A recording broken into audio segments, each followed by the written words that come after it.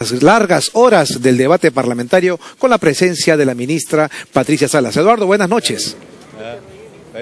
¿Cómo estás, Javier? Buenas noches. Ya van un poco más de 5 horas que estamos acá en este debate, que es muy intenso, por cierto, entre la bancada de mayoría y de oposición, en torno al tema magisterial.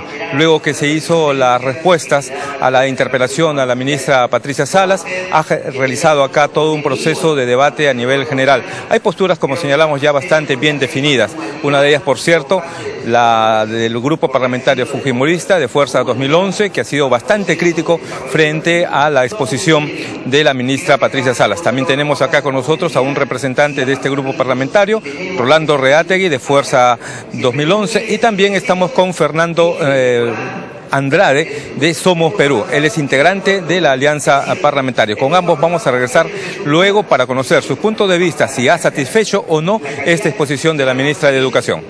Eduardo, preferimos que continúes con las entrevistas porque queremos saber cómo marcha y cuáles son los temperamentos a estos momentos de qué va a concluir, cuáles son las posiciones parlamentarias, Eduardo.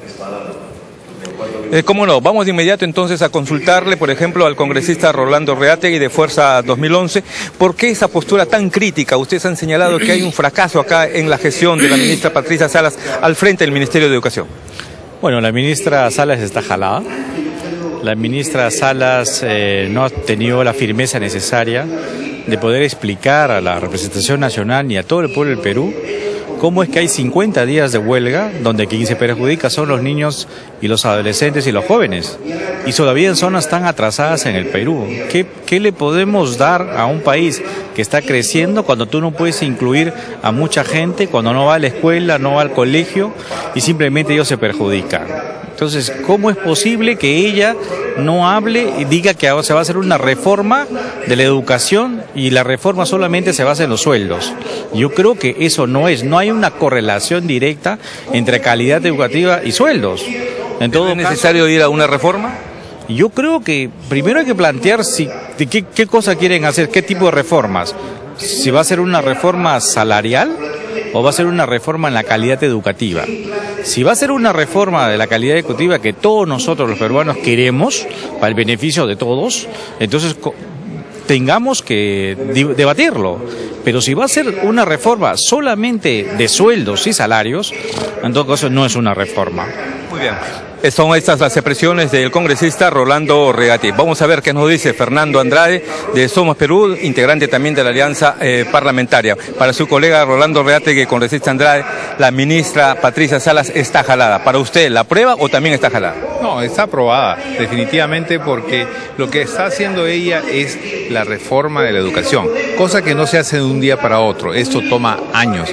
Y a mí me consta porque en la Municipalidad de Miraflores se reunía el Consejo Educativo Nacional para hacer esta reforma años atrás, y ella sabe y ha trabajado esto con el padre Morales y otras personalidades que se dedicaron a ver cómo podemos mejorar la educación en el Perú, y eso lo ha venido haciendo desde hace varios años. O sea que es una persona que conoce de lo que está haciendo. Obviamente que en el transcurrir del año se ha visto que hay que hacer mejoras, y una de las mejoras es cómo incorporamos a todos los maestros para que ya se sientan con estabilidad laboral por ser ya maestros, por haber estudiado sus 5 años de carrera, y ya se le está dando el pie para que pueda, previas evaluaciones, seguir aumentando en el escalafón de estos 8 peldaños que les ha puesto. Y eso obviamente que también va con la mejora de los sueldos, que es algo que todos los maestros quieren, ¿no? Ahora, si esto es así, si la educación es un proceso, una continuidad, ¿por qué ir a una eliminación de la ley de la carrera pública magisterial para poner una nueva y empezar todo de cero? Sí, no, es una combinación que se está haciendo.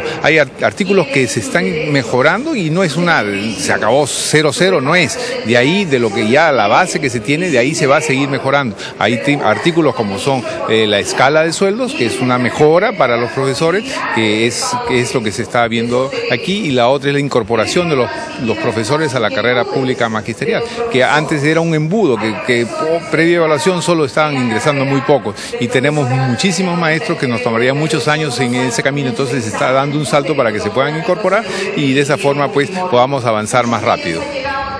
Pues bien, ahí teníamos entonces la respuesta de Fernando Andrade del grupo parlamentario de Somos Perú. Pero uno de los temas también importantes es, por cierto, la relación que hay entre el gobierno, el SUTE y esta huelga magisterial.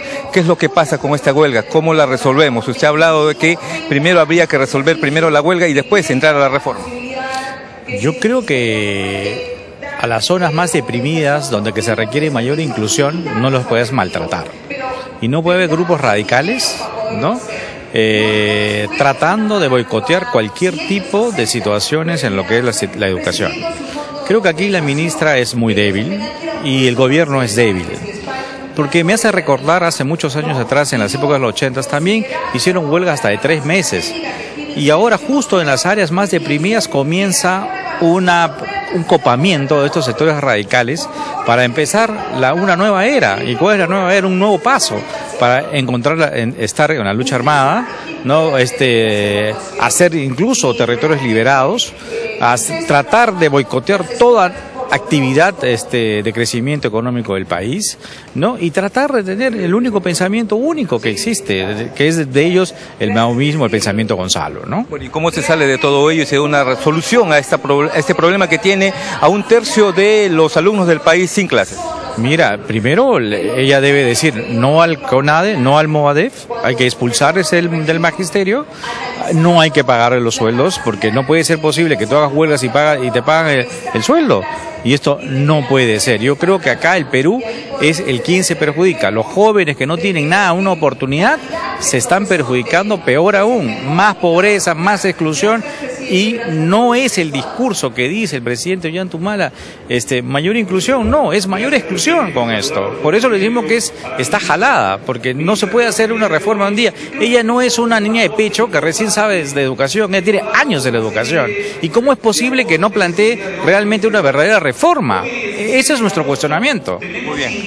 Las gracias aquí al congresista Rolando Regategui. Solamente para rubricar unas expresiones finales de parte del congresista Fernando Andrade. Hay debilidad en el gobierno, la ministra no pone autoridad. Lo que tenemos aquí es que vivir en democracia no es fácil. Aquí tenemos que respetarnos entre todos. Cuando tú tenías fosas comunes, por ejemplo, en periodos anteriores, sí puedes poner un orden, pero no podemos seguir esos caminos de fosas comunes o de disolver el Parlamento como lo hicieron anteriormente. Eso es más duro y eso no es democrático. Entonces, vivir en democracia tiene su costo. Aquí la ministra está haciendo lo mejor posible y esperemos pues que el gobierno con esto ya pueda dar el paso, pueda dar los aumentos a los profesores y se solucione estas peleas internas que hay entre los miembros del SUTEP para ver quién va a dirigir. Obviamente que deslindamos toda la vinculación con los senderistas y que están metidos ahí en el CONADIS, porque con eso realmente no tenemos nada que hacer. Muchas gracias. Son las expresiones del congresista Fernando Andrade. Todavía nos quedan aproximadamente unas 4 horas de debate aquí en el Congreso de la República. Continuamos contigo, Javier. Bien, Eduardo, muchas gracias por la información.